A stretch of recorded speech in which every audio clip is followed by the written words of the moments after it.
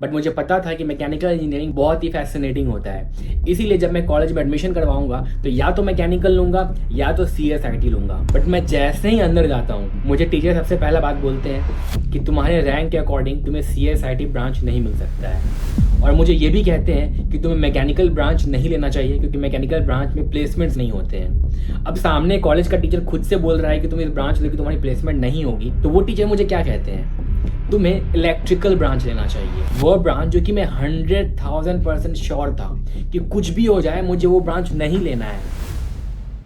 साल था 2016। मैंने अपनी 12th की एग्जाम दी थी और उसमें मेरे स्कोर आए थे 82%। मेरे IIT-JEE के स्कोर 1,85,000 थे और 12th में पढ़ाई करने के बाद ये बात तो मैं समझ चुका था कि भाई कुछ भी हो जाए इलेक्ट्रिकल इंजीनियरिंग जैसी टफ और वाहियात ब्रांच तो मैं कभी नहीं लूंगा। मैंने खुद से डिसाइड किया था मैं मैकेनिकल लूंगा, बट मेरे फ्रेंड्स और मेरे कजन्स ने मुझे ये समझाया कि मैकेनिकल एक ऐसी ब्रांच है जहाँ पर प्लेसमेंट रिकॉर्ड बहुत ही अच्छा नहीं है, तो कुछ भी हो जाए ट्राई करना कि CSIT जैसे ब्रांचेस ही लेना। मैंने अपनी पढ़ाई बिहार के एक छोटे से स्कूल और एक छोटे से सिटी कटिहार में की है और 2016 के बिहार के एक छोटे से स्कूल के बच्चे को कभी ये पढ़ाया भी नहीं गया था कि कंप्यूटर साइंस ब्रांच में होती क्या चीजें हैं, प्रोग्रामिंग लैंग्वेज क्या होती है, C programming, AI, machine learning, ये सारे वर्ड्स भी मुझे नहीं पता थे। बट स्टिल आसपास के लोगों से मुझे इतना तो पता चल चुका था कि कंप्यूटर साइंस या IT ब्रांच ही लेना है, क्योंकि अगर तुम ये ब्रांच लोगे तो ही तुम्हारी एक अच्छी जॉब लगेगी।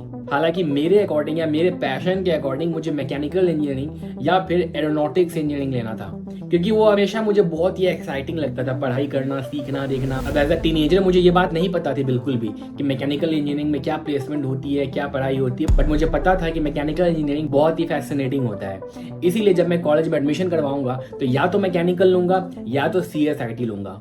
और इसी के साथ मैं चाहता हूँ अपने पापा के साथ उड़ीसा के एक Tier 2 प्राइवेट इंजीनियरिंग कॉलेज में एडमिशन करवाने के लिए। मेरे साथ मेरा एक कजन भी था जिसका नाम था आर्यन। एक्चुअली हम दोनों ही उस कॉलेज में सिर्फ विजिट करने के लिए आए थे। इनफैक्ट आर्यन का JEE रैंक तो इतना ही ज्यादा अच्छा था कि उसे NIT जैसे कॉलेजेस भी मिल रहा था, बट स्टिल वो मेरे साथ आ गया था ये सोच के कि चलो कॉलेज विजिट करना है, देख लेंगे, एक तरीके से छोटी सी ट्रिप भी हो जाएगी। ट्रस्ट मी, मेरे शहर से उड़ीसा के उस सिटी तक का सफर आज तक का मेरे लिए सबसे लंबा सफर था। कहने को तो वो ड्यूरेशन सिर्फ 24 आवर्स के अराउंड का था, बट वो 24 घंटे मेरे लिए मानो महीनों में बीत रहे थे। एक एक मोमेंट में यही सोच रहा था कि वो कॉलेज जाऊंगा तो मुझे क्या ब्रांच मिलेगा, क्या मुझे मैकेनिकल या CSIT ब्रांच तो मिल जाएगा ना। और अब तक मैं ये भी नहीं श्योर था कि मुझे उस कॉलेज में एडमिशन लेना चाहिए या फिर नहीं। मेरे पेरेंट्स ने मुझे कहा मेरा स्कोर तो ऐसे भी बहुत अच्छा नहीं आया है, तो एक बहुत ही अमेजिंग गवर्नमेंट कॉलेज या फिर IIT NIT मिलना तो ऐसे ही मुश्किल है, तो क्यों ना उस कॉलेज को जाकर विजिट कर लेते हैं। एटलीस्ट कॉलेज को देखकर हमें समझ में तो आएगा कि कैसा कॉलेज है, वहाँ पे ब्रांचेस कैसे हैं, कैसे प्लेसमेंट्स है, कहीं से शुरुआत तो हो। और मैंने अपने पेरेंट्स को साफ बता दिया था कि कुछ भी हो जाए मैं 1 साल भी ड्रॉप नहीं लूंगा। दूसरी तरफ मेरे भाई ने 1 साल ड्रॉप लिया था और उससे IIT दिल्ली की कॉलेज मिल गई थी, और एक तरफ मैं था जिसकी रैंक 1 लाख समथिंग आई थी और मुझे गवर्नमेंट कॉलेज तो मिलना दूर की बात, Tier 1 प्राइवेट इंजीनियरिंग कॉलेज में भी एडमिशन मिलना मुश्किल था। और इसीलिए हमने डिसाइड किया हम उड़ीसा के उस सिटी में जाते हैं और वहां पर जाकर एटलीस्ट कॉलेज को विजिट कर लेते हैं, कहीं से कुछ लीड्स तो मिले। मीनवाइल सिर्फ एक एग्जाम था, यानी कि कॉमेट के, जिसका मैं बेसब्री से इंतजार कर रहा था, क्योंकि मेरे अकॉर्डिंग मैंने कॉमेट के एग्जाम्स में बहुत ही अच्छा परफॉर्म किया है और मुझे कर्नाटका की कुछ ना कुछ अच्छी कॉलेज मिल ही जाएगी। और उससे भी खराब बात, जब मैं ट्रेन से उतरा ऑटो में बैठा तो मुझे लगा स्टेशन से कहीं कुछ आसपास ही दूर कॉलेज होगा, और प्राइवेट इंजीनियरिंग कॉलेज है तो अक्सर प्राइवेट इंजीनियरिंग कॉलेजेस के इंफ्रास्ट्रक्चर तो बहुत ही अमेजिंग होते हैं। तो ठीक है, हम ऑटो में बैठते हैं और जाते जाते हम कॉलेज पहुंचते ही नहीं है। हमें रियलाइज होता है कि हमारा कॉलेज तो सिटी के स्टेशन से कितना ही ज्यादा दूर है। इनफैक्ट हमें रियलाइज होता है कि ऑटो में बैठे बैठे अब आसपास का सिटी भी खत्म हो चुका है, अगल बगल सिर्फ जंगल और खेत दिख रहे हैं और दूर दूर तक पता नहीं कॉलेज किधर है। मैं अपने पापा को देख रहा हूँ, पापा मुझे देख रहे हैं कि ये कौन सा कॉलेज आ गए हैं। दूर दूर तक ना ही कोई इंसान दिख रहा है, तो आखिर यहाँ बच्चे पढ़ भी रहे होंगे कि नहीं, और अगर बच्चे पढ़ रहे होंगे तो यहाँ पे कौन सी कंपनी आ रही होगी प्लेसमेंट के लिए। अब तक तो मेरा डिसअपॉइंटमेंट बहुत ही उफान तक पहुंच चुका था। मुझे रियलाइज हो चुका था कि मैं इस कॉलेज में आकर गलती कर दिया। यहाँ पर ना बच्चे हैं ना कंपनीज आती होंगी, और मुझे CSIT तो दूर की बात, अब इतने पैसे खर्च करके इतने दूर घर से आ ही गए हैं तो बस कैसे भी कॉलेज को देख लेते हैं और कॉलेज से जाकर वापस घर चलते हैं। फिर डिसाइड करेंगे, अपना कॉमेट के का रिजल्ट आएगा तो उसके बेसिस पे कर्नाटका का कोई कॉलेज ले लेंगे।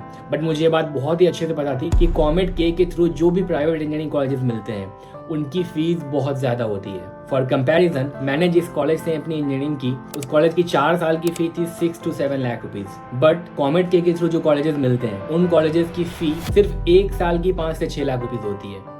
तो you can compare the difference, कितना ज़्यादा ही डिफरेंस था। मुझे ये तो पता था कि कॉमेट के में कोई अच्छा कॉलेज मिल सकता है, बट मुझे ये भी बहुत ही अच्छे से पता था कि कॉमेट के कॉलेजेस इतने ज़्यादा महंगे होते हैं कि मेरी फैमिली उसे अफोर्ड नहीं कर सकती है। और इसी के साथ 1.5 घंटे तक ऑटो में बैठने के बाद फाइनली हमें दूर से एक बिल्डिंग नजर आना शुरू होता है और ऑटो वाला हमें कहता है कि यही है वो कॉलेज। मैंने फिर से पापा को देखा और पापा ने मुझे देखा और हम दोनों ने आसपास देखा और मुझे रियलाइज़ हुआ कि कॉलेज के आसपास लिटरली सिर्फ खेत हैं, कुछ आंध्र प्रदेश के कुछ ट्राइबल लोग हैं। तुम सोच रहे हो कि मैं उड़ीसा में था तो अभी आंध्र प्रदेश कैसे आ गया, क्योंकि मेरा जो कॉलेज था वो उड़ीसा और आंध्र प्रदेश के बॉर्डर पे था।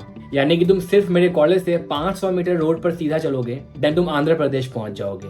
हमारे फोन के नेटवर्क में उड़ीसा और आंध्र प्रदेश दोनों ही दिखा रहा था और अब तक भी मैं श्योर हो चुका था कि हमने यहाँ पे आकर बहुत ही बड़ी गलती कर दी। वो इलाका इतना ही ज़्यादा सुनसान था कि दूर दूर तक कोई भी इंसान नहीं दिख रहा था और हमें ये तक डर लग रहा था कि कोई आकर हमारा मोबाइल पर्स ना छीन ले। और फाइनली जब हम कॉलेज के एंट्री गेट पे पहुंचते हैं देन अगेन हमें रियलाइज होता है कि कॉलेज का एंट्री गेट ही नहीं एग्जिस्ट करता है। Yes, I am not joking.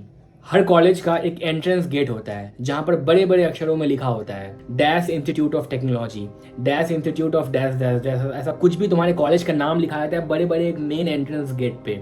But मेरे कॉलेज का कोई गेट ही नहीं था। एक बहुत ही छोटा सा स्टील का गेट था जिसको खोल के तुम कॉलेज के कैंपस में घुसते हो। हालांकि जैसे ही कॉलेज के कैंपस में घुसते हैं देन कॉलेज का कैंपस मुझे थोड़ा थोड़ा अट्रैक्ट करना शुरू करता है, क्योंकि कॉलेज का इंफ्रा अब थोड़ा अच्छा दिख रहा था। कुछ 4-5 बड़े बड़े बिल्डिंग्स दिख रहे थे और हम दोनों ही कॉलेज का इंफ्रास्ट्रक्चर थोड़ा बहुत देख कर जाते हैं एडमिशन डिपार्टमेंट में अपने ब्रांच का बात करने के लिए कि मेरे रैंक के अकॉर्डिंग मुझे CSIT या मैकेनिकल मिल सकता है कि नहीं। मैं बता दूं कि आर्यन की रैंक बहुत ही अच्छी थी, इतनी अच्छी कि उसे NIT भी मिल सकती थी और मेरी रैंक ऐसी थी जिसमें मुझे Tier 1 प्राइवेट इंजीनियरिंग कॉलेज भी नहीं मिल सकता था। तो मैं ये एक्सपेक्ट कर रहा था कि कम से कम Tier 2 में CSIT जैसे ब्रांच ही मिल जाए। हम जितनी देर में एडमिशन डिपार्टमेंट के सामने वेट कर रहे होते हैं उतने ही देर में अंदर से एक बंदा आता है और हमें कहता है कि एक काम करो, सर अभी किसी और से बात कर रहे हैं, तब तक तुम कॉलेज कैंपस घूम लो।